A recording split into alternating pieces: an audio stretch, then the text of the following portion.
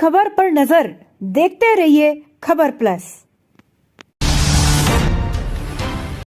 विशेषज्ञ हूँ एवं इनफर्टिलिटी स्पेशलिस्ट के तौर पे आगरा में 5 साल से कार्यरत हूँ। मेरा hospital metro multi speciality hospital 100 फुटा रोड, नेहरू एनक्लेव पे स्थित है।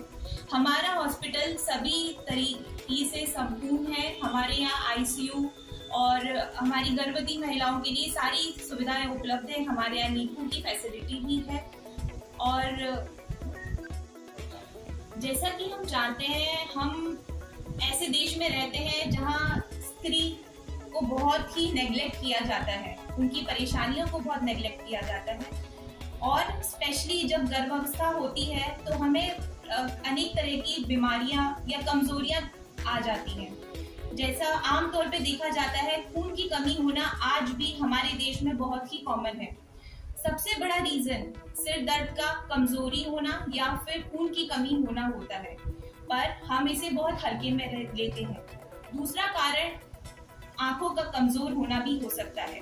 हमारे गर्भावस्था के दौरान हमारे बहुत सारे हार्मोन्स चेंज होते हैं, जिसकी वजह से हमारे जो वेन्स या वेसल्स होती हैं वो डायलेट होती हैं, जिसकी वजह से कई बार हमें सीवियर हेडेक, तेज सिर दर्द होता है, जिसकी वजह से हमें उल्टी भी हो सकती है, आंखों के आगे धुंधलापन, कालापन भी हो सकता है।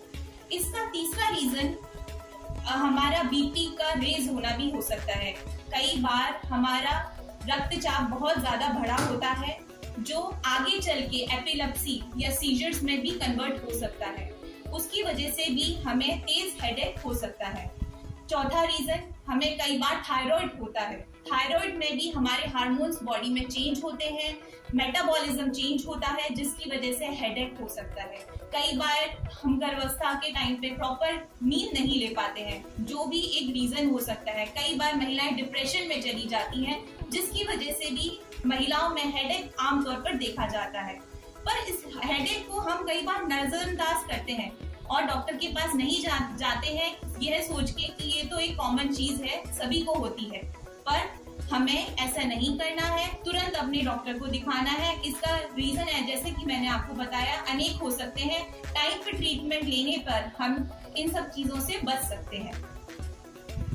हम जानते हैं, हमारी कई महिलाओं को डिलीवरी टाइम पे होती है, जिसे हम टर्म प्रेगनेंसी कहते हैं। कई बार टाइम से पहले भी डिलीवरी के लक्षण देखे जाते हैं, जिसे हम प्री टर्म लेबर कह सकते हैं। प्री टर्म लेबर में महिलाओं को समय से पहले पेट में हल्का हल्का दर्द होना, कमर से लेकर पेट तक दर्द जाना, पानी का छूटना, मैला छूटना या फिर ब्लडी डिस्चार्ज होना बहुत ही कॉमन है। ऐसे टाइम पे हो सकता है हमें बदबूदार डिस्चार्ज भी हो रहा हो, पानी जैसा डिस्चार्ज भी हो रहा हो, और बच्चा हमारा कम घूमना या फिर तेज घूमना, ज्यादा घूमना। हम कई बार महिलाएं सोचती है हमारा बच्चा तो बहुत अच्छे से घूम रहा है, तो फिर क्या दिक्कत है। नहीं, अगर बच्चा आपका पूरे 24 घंटे में 10 से अत्यधिक बार घूम रहा है तो भी ये एक चेतावनी है, या फिर 10 से कम बार घूम रहा है तो भी ये एक हाई रिस्क फैक्टर है। तो सबसे बड़ी बात है, एक तो पेट में अगर आपको दर्द है हल्का हल्का, या पानी छूट रहा है, या मैला छूट रहा है, तो आप तुरंत अपने डॉक्टर के पास जाएं। ऐसे में हो सकता है आपको समय से पहले दर्द हो रहे हैं। अगर आपकी टर्म प्रेगनेंसी है, 37 हफ्ते से ऊपर हो गए हैं, तो आपको चिंता की कोई बात नहीं है। आपको ये लेबर पेन्स है, आप तुरंत अपने नजदीकी डॉक्टर के पास जाएं और चेक करवाएं, कहीं आप लेबर में तो नहीं है। और कई बार महिलाएं घर में वेट करती हैं कि हमें पूरा टाइम 9 महीने पूरे हो जाएंगे, हम दर्द का वेट करेंगे। तो ऐसे में महिलाओं 40 हफ्ते से भी ऊपर हो जाते हैं और दर्द नहीं आते हैं, महिलाएं घर में बैठी रहती हैं। ऐसे में कई बार देखा गया है बच्चा पेट में खत्म भी हो जाता है। महिलाएं बहुत ही लेट स्टेज में आती हैं ताकि नॉर्मल डिलीवरी हो जाए हमारी, पर ऐसा नहीं करना है। स्पेशली आखिरी महीने में हर हफ्ते नहीं तो कम से कम 15 दिन में एक बार अपने डॉक्टर से चेकअप जरूर करवाइए। बच्चे की धड़कन सुनवाइए, बच्चे की मूवमेंट्स पे ध्यान रखिए। अगर ऐसा कुछ भी आपको डाउटफुल लगता है तो प्लीज अपने डॉक्टर से संपर्क करें। तो आजकल मिर्गी के दौरे पड़ना थोड़े कम हो गए हैं, क्योंकि हमारे विलेजेस में भी अब डॉक्टर्स की फैसिलिटीज हो गई है। हमारे यहाँ CHC, PHC जैसा कि हम जानते हैं बहुत वहाँ पे डॉक्टर्स उपलब्ध हैं। परंतु अभी भी मिर्गी बहुत कॉमन है, क्योंकि हम हाई बीपी मतलब हमारे तेज रक्तचाप को बहुत ही नजरअंदाज करते हैं। जब फर्स्ट हमारा जो साइन होता है वो होता है हेडेक, चक्कर आना, आंखों के आगे धुंधलापन होना और नींद ना आना, घबराहट होना और बेहोश हो जाना।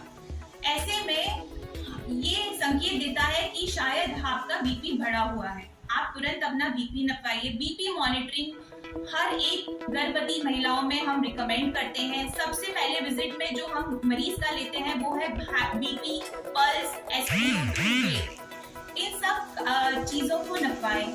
साथ ही में आपके शरीर में कहीं कोई सूजन तो नहीं है। स्पेशली अपने पैरों को देखिए। सुबह उठते ही कहीं आपको भारीपन लगता हो, आपके पैरों में सूजन होती है, दबाने पे वो गड्ढा तो नहीं पड़ता, आप तुरंत जाइए। आपके लिवर के फंक्शंस करवाइए, LFT करवाइए, KFT करवाइए, बाकी ब्लड की जांचें जरूर करवाइए। दूसरा रीजन हमारे स्वेलिंग आना एक हीमोग्लोबिन की कमी की वजह से भी हो सकता है। तो मिर्गी की चेतावनी हमारे शरीर हमें खुद देता है, जैसे कि बीपी बढ़ना, आपको नींद ना आना, घबराहट होना, ये सब लक्षण है हमारे मिर्गी के दौरे।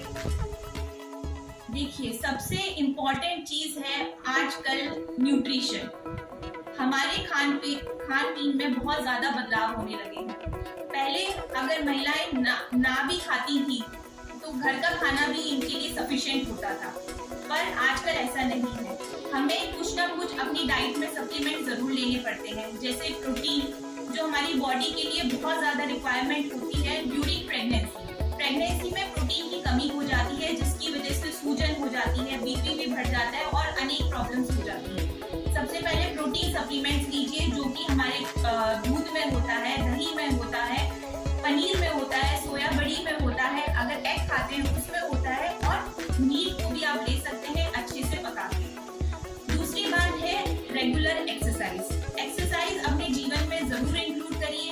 एटलीस्ट गर्भवती महिलाएं अगर ज्यादा नहीं कर सकती तो बैठ के थोड़ा सा योगा करिए, थोड़ी सी वॉक करिए, जो आपके ब्लड सर्कुलेशन को बढ़ाएगा, बच्चे को थोड़ा सा अच्छी ब्लड सप्लाई देगा। तीसरी बात है स्ट्रेस फ्री लाइफस्टाइल। आजकल की जो लाइफस्टाइल है हम सभी जानते हैं, चाहे आपकी हो चाहे मेरी हो, बहुत ही स्ट्रेसफुल हो गई है। ऐसे में हमारे दिमाग में कुछ और चलता है, इसकी वजह से हम अपना ध्यान नहीं रख पाते हैं। आपको स्ट्रेस फ्री रहना है, स्पेशली ये 9 मंथ्स आपके लिए बहुत इंपॉर्टेंट है, वो कभी वापस नहीं आएंगे। अपने लाइफस्टाइल को ऐसा करिए कि आप खुश रह सके और सामने वाले को खुश रख सके। तीसरी बात है रेगुलर डॉक्टर का चेकअप। आप कम से कम 4 विजिट अपने डॉक्टर्स को जरूर करवाएं, जैसे ही आपको प्रेगनेंसी का पता चले। फिर नेक्स्ट ट्राइमेस्टर में एटलीस्ट मंथली विजिट, फिर लास्ट ट्राइमेस्टर में every weekly visit. Fourth thing is supplements, iron, calcium, protein powder.